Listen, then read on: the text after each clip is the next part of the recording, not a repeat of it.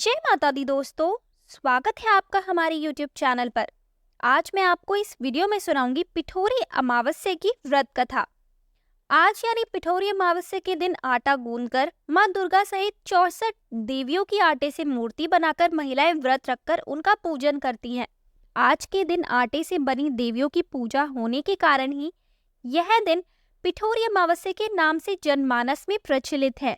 इसे पिठोरा, कुशोत्पाटनी, कुशग्रहणी अमावस्या आदि नामों से भी जाना जाता है। आइए करते हैं इसकी व्रत कथा प्रारंभ। पिठोरी अमावस्या की व्रत कथा के अनुसार बहुत समय पहले की बात है। एक परिवार में 7 भाई थे। सभी का विवाह हो चुका था। सबके छोटे छोटे बच्चे भी थे। परिवार की सलामती के लिए सातों भाइयों की पत्नी पिठोरी अमावस्या का व्रत रखना चाहती थी। लेकिन जब पहले साल बड़े भाई की पत्नी ने व्रत रखा तो उनके बेटे की मृत्यु हो गई। दूसरे साल फिर एक और बेटे की मृत्यु हो गई। 7वें साल भी ऐसा ही हुआ। तब बड़े भाई की पत्नी ने इस बार अपने मृत पुत्र का शव कहीं छिपा दिया। गांव की कुल देवी माँ पोले रमा उस समय गांव के लोगों की रक्षा के लिए पहरा दे रही थी। उन्होंने जब इस दुखी माँ को देखा तो वजह जाननी चाहिए। तब बड़े भाई की पत्नी ने सारा किस्सा देवी पोले रमा को सुनाया तो देवी को उस पर दया आ गई। देवी पोले रमा ने उस दुखी माँ से कहा कि वह उन सभी स्थानों पर हल्दी छिड़क दे जहाँ जहाँ उनके बेटे का अंतिम संस्कार हुआ है। तब बड़े भाई की पत्नी ने ऐसा ही किया।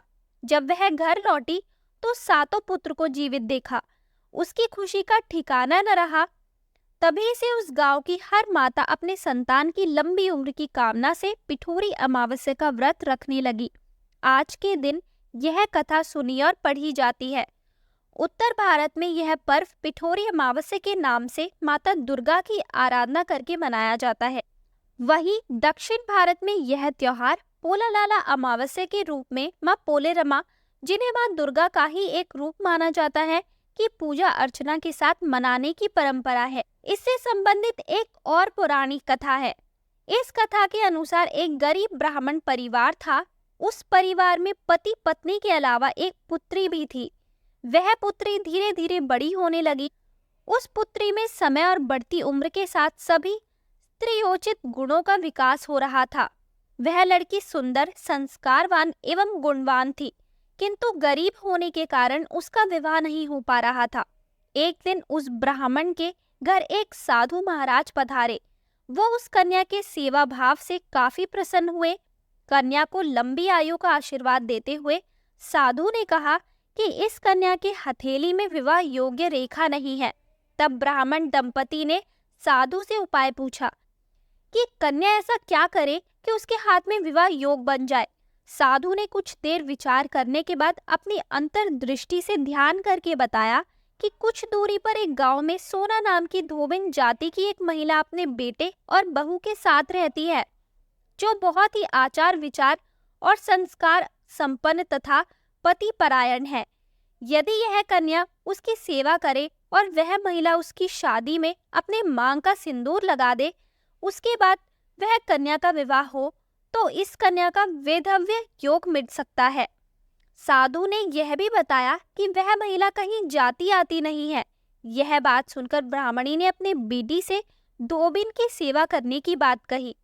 अगले दिन कन्या प्रातःकाल ही उठकर सोना धोबिन के घर जाकर साफ सफाई और अन्य सारे काम करके अपने घर वापस आ जाती थी। एक दिन सोना धोबिन अपनी बहू से पूछती है कि तुम तो सुबह ही उठकर सारे काम कर लेती हो और पता भी नहीं चलता। बहू ने कहा, माँ जी, मैंने तो सोचा कि आप ही सुबह उठकर सारे काम खुद ही खत्म कर लेती है। मैं तो देर से उठती हूँ। इस पर दोनों सास बहू निगरानी करने लगी कि कौन है जो सुबह ही घर का सारा काम करके चला जाता है। कई दिनों के बाद धोबिन ने देखा कि एक कन्या मुंह अंधेरे घर में आती है और सारे काम करने के बाद चली जाती है। जब वह जाने लगी तो सोना धोबिन उसके पैरों पर गिर पड़ी।